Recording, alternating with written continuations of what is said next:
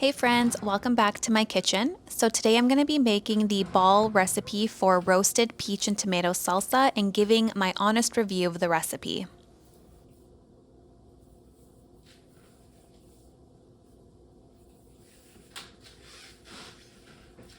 All right, so the first thing that we need to do is grab our veggies and fruit. So we need 6 peaches, 6 tomatoes, 1 small red onion, 1 small red or yellow pepper, and a hot pepper. So you need 2 tablespoons of a hot pepper. So I'm gonna do 2 jalapenos from the garden today. And then we need to get these roasted. So I'm gonna grab everything I need and have them and then put them into the oven.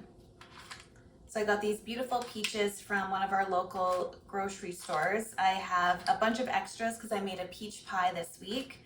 And I figured instead of letting these go to waste or just eating them raw, I might as well make some salsa with them. So I'm gonna get these all cleaned up and halved, and then I'll get them roasting.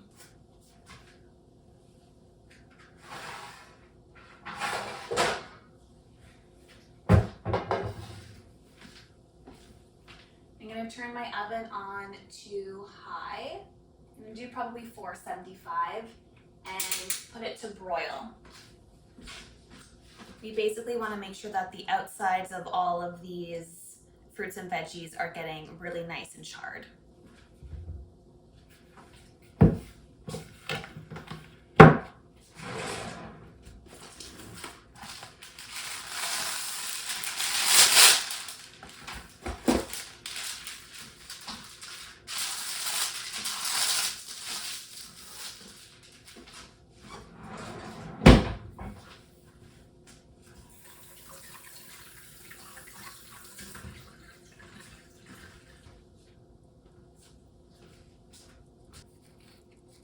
And the easiest way to have peaches is just treat them like an avocado. I'm gonna cut away any bruising.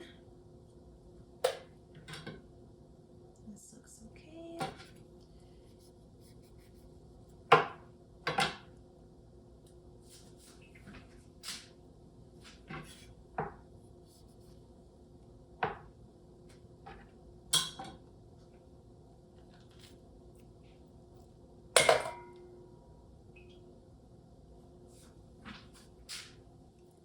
You can also grill these on the barbecue if that's easier for you, but we don't have our barbecue set up at the moment, so doing it in the oven is easier for us, or for me at the moment.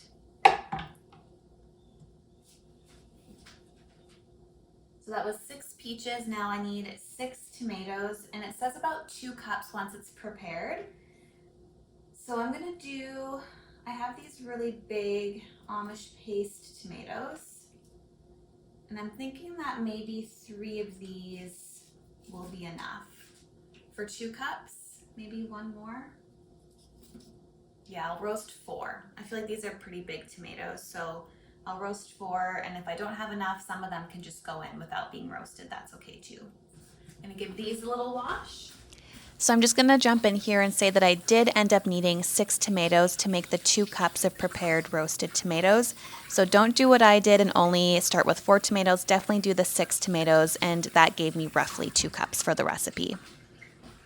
These Amish paste tomatoes from the garden are so beautiful. It's my first time growing them, and I can definitely see why they are a favorite for people who are canning. They are just so big. Just to give you a little bit of a comparison, these are Roma tomatoes, and these are usually what I use as my paste tomatoes, and the size difference. And I'm getting just as many of the Amish paste as I am of the Roma tomatoes off of my tomato plant. So I definitely feel like these are a better bang for your buck.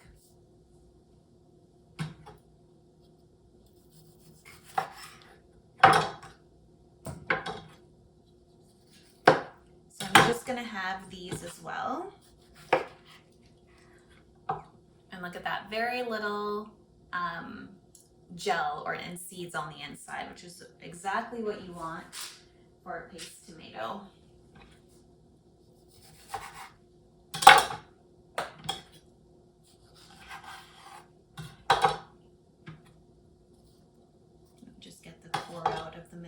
these. And actually, while I have these open, I might just grab a napkin and save some of these seeds. I always tell myself that I'll remember to save seeds, and then I never do. And then I don't end up with any of the seeds from my favorite tomatoes. So I'm gonna save these now since I remembered. I just do the napkin seed saving technique. You just put them on a napkin and then let them dry, and they should be good.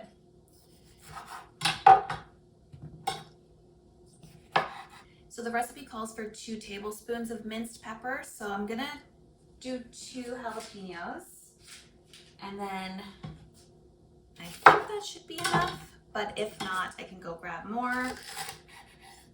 I'm gonna add these to my tray as well. This tray is filled now. I'll just put this over here.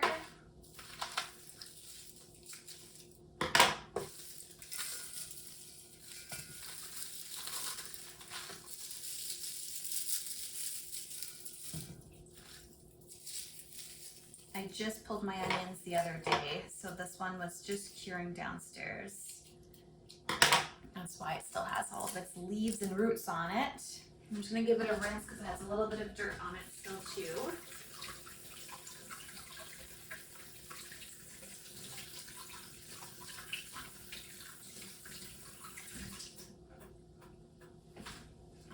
So for the onions, you want to skin them and have them.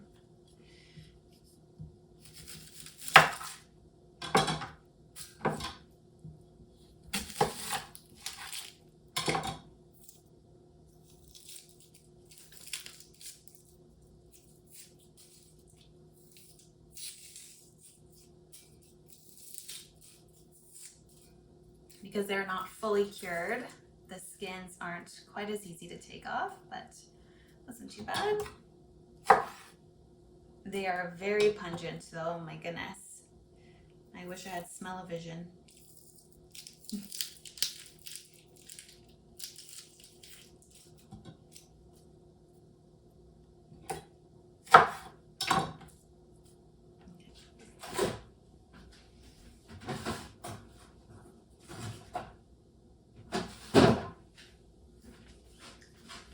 You also need a red or yellow pepper as well for your salsa. And I'll also have this. So the reason that I wanted to review this recipe is because I find that canning recipes in general don't tend to have a lot of reviews. And it is such a shame when you use some of your own garden produce or produce that you've purchased at your local farmer's market or your local grocery store, and you end up making a product that you don't end up liking.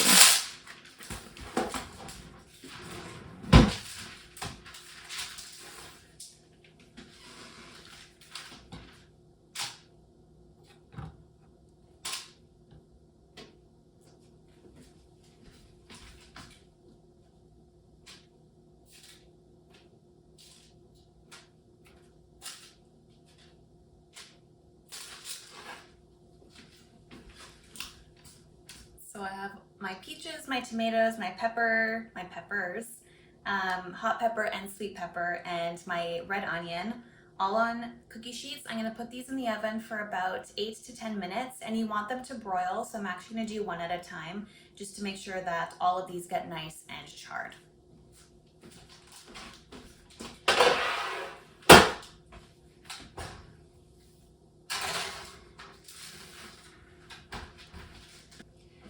So while that first batch of veggies is in the oven to char, I'm going to get my water bath canner or my water bath ready. So I'm just gonna fill this up and put it on the stove.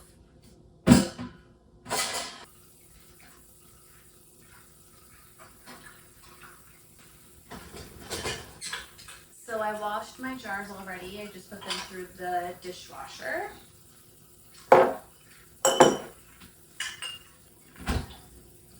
This recipe says it makes 4 pints, but I have 5 ready just in case there's a little bit more.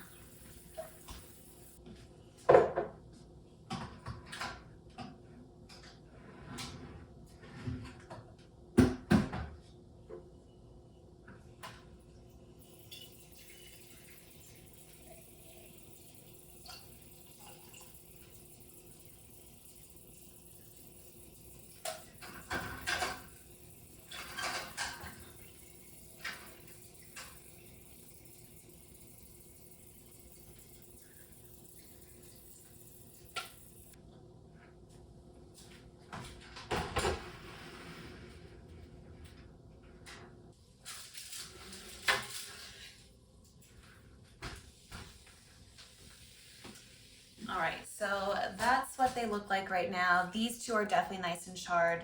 The tomatoes have a nice brown color to them.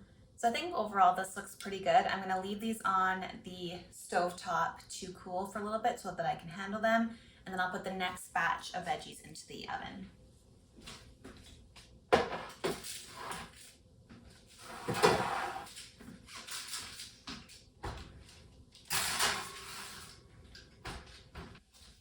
So for the next part of the recipe, we are going to basically dice up all of our fruits and veg and put them into a saucepan.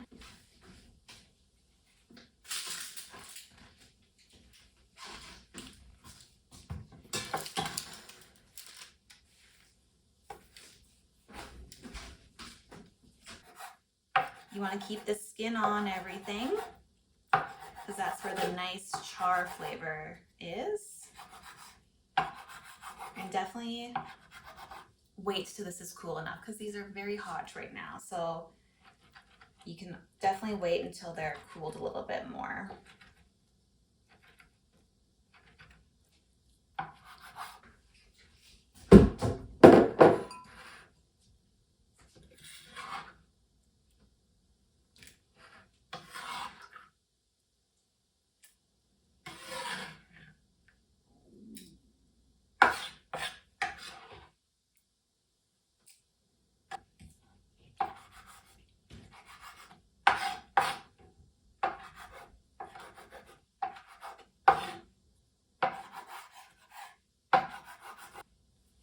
So those 4 tomatoes gave me about a cup and a half once it was prepared. So I'm going to cut 2 more and put them in the oven right now. So definitely follow the recipe and do the six large tomatoes. I still have the other cookie sheet with the last half of the veggies in the oven, so it's actually perfect timing for me to do this.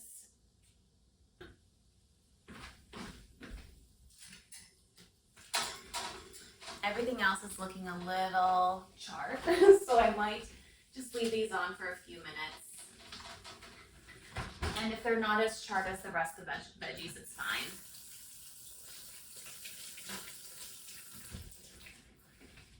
I will say, I think that doing this on a barbecue would be nicer because you would be able to get like a nice char on everything a little bit easier than you are with a broiler. But overall, I still think that this works pretty well. I'm gonna wait to cut my peaches because I also want to make sure that I have 2 cups. I'm a little unsure if I'll have enough peaches. I don't have any extras, so this is all I have. But if I don't have the full 2 cups of peaches, I might add a little bit more tomato just to make sure that my bulk volume is enough for the recipe. So actually, while those new tomatoes that I just put in are charring, I might pull some of the other veggies out just because the peppers in particular are looking pretty well done. So I'm just gonna grab these. Look at the nice char on that.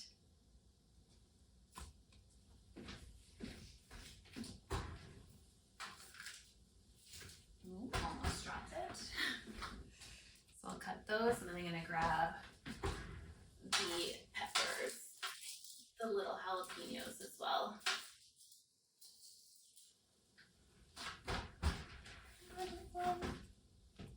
Okay, so the peppers are out. I'm gonna leave the onions because they're not completely charred yet. They just have a little bit of a char on them, so I'll let those go for a little bit longer. And then I will slice these up. These don't have a volume measure. Yeah, so these I'm just gonna dice up and then I can throw them into the saucepan. And I'm dicing these in like maybe 5 centimeter squares is what I'm aiming for.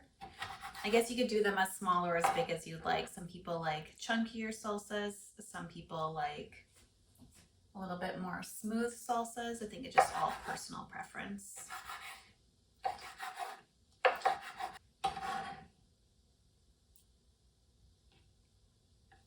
And then with these small jalapenos, definitely gonna make sure that these are in small bite-sized pieces.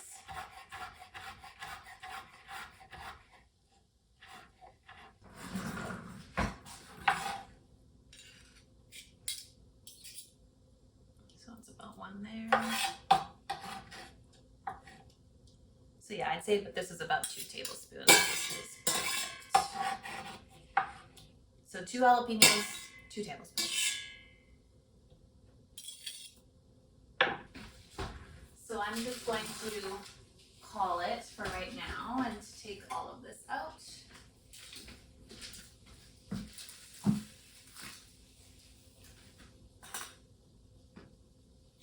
And get these tomatoes.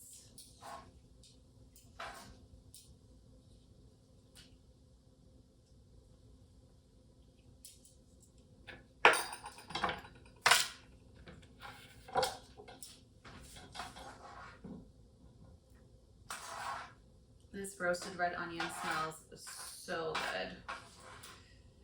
Just make sure to get all the meat of the tomato out of here, just to make sure that we get our full 2 cups this time. These are gonna be super hot. I'm just gonna use a fork to help me out.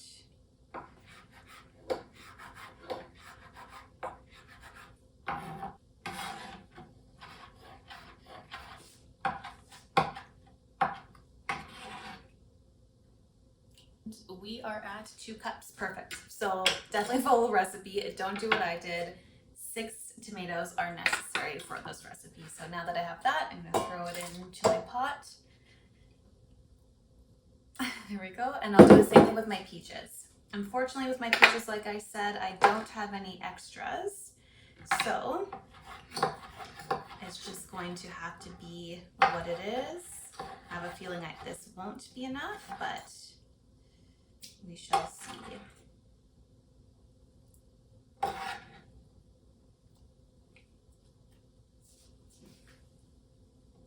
Okay, so that's about 2 cups there. I mean, I guess if I push this down, I can maybe do 1 more half. Which one's firmer? This one's a little bit firmer. Okay, that's about 2 cups. So for this, I think you could actually get away with doing 5 peaches, but it really depends on the size of your peaches, I think. But that was 6 peaches, and I'm left 1 behind, and 6 tomatoes, which I used all of them. And the last thing I need to cut are my onions here. These look and smell so good. A roasted red onion, there's really nothing better.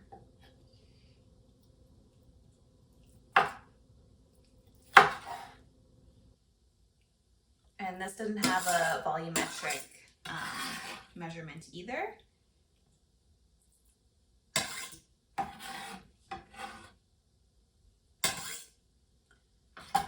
All right, gonna tidy up the kitchen a little bit here. All right, so this saucepan now has our diced charred tomatoes, peaches, yellow pepper, red onion, and jalapeno peppers. And I'm going to put it on the stove here, and we're gonna add 3/4 of a cup of lime juice. When you're canning, you wanna make sure that you're using bottled lime juice and lemon juice. The concentration, or the acidity I should say, is more consistent than if you used real limes or lemons. So I need 3/4 of a cup.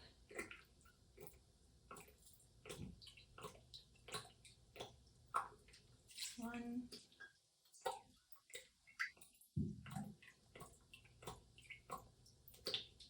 two,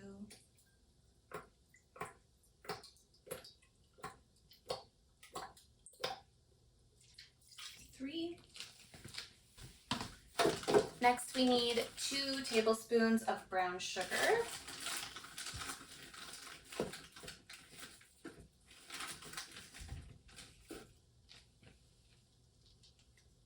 One,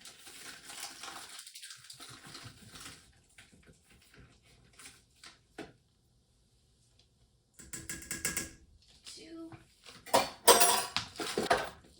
and then 1 teaspoon of salt. For canning, you don't want to use iodized salt because there's a caking agent in it. So I have some coarse kosher salt here that I've added, and then we're going to heat this up. So my canner is simmering now, not boiling, just simmering, so that's good. This should be ready soon. And then we are going to simmer this on medium heat for about 10 minutes, basically until the peaches soften a bit and the flavors kind of meld together. So we'll heat this for 10 minutes and get it simmering. Okay, so this has been simmering for about 10 minutes now. So now I'm gonna go grab about a cup of chopped cilantro and just add it into the pot and stir it in.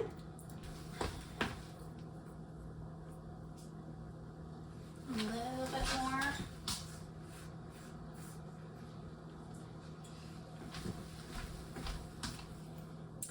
All right, so now I'm gonna stir this in and then we can start canning. I will say that this looks very beautiful. It smells great. It's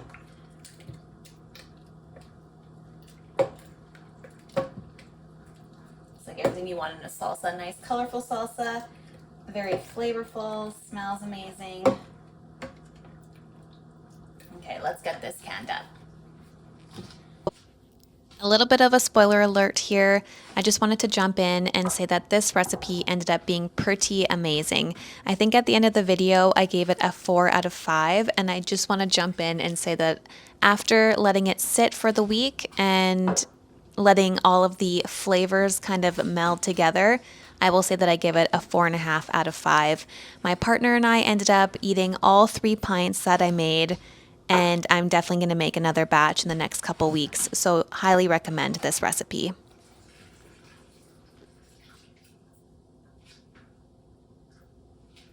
I'm just gonna leave that last one in there just in case I don't use it. That way it still takes up the space of the canner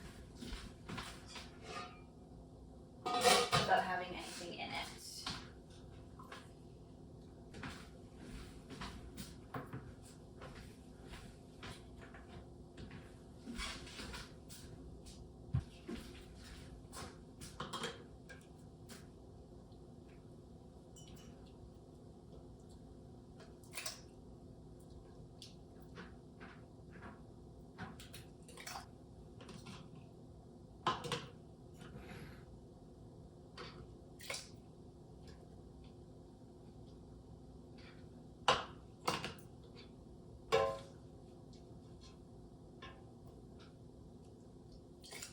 Just have enough for 3 here.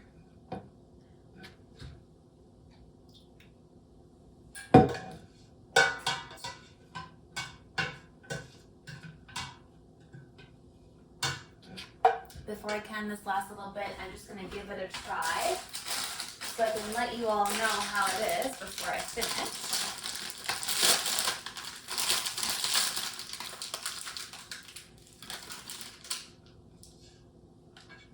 Hot salsa is never good, but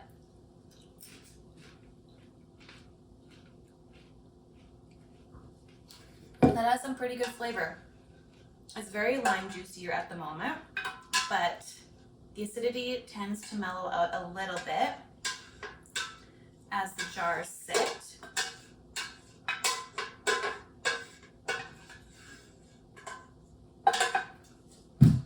This one's not quite to the top, so this one I might have to put in the fridge right away. I will can it, but then I'll put it into the fridge. Then I like to use a bamboo stick to try to get rid of as much of the airspace as I can.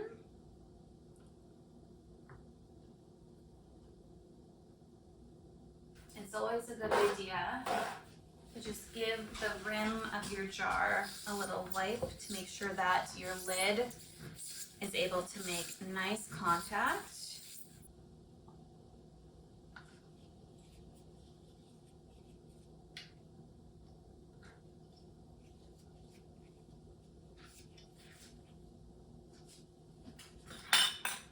And then screw your Lids on, just finger tight. You don't want to go too tight. And now these will go back into the water bath canner for 20 minutes. So your 20 minutes doesn't start until the water is fully boiled.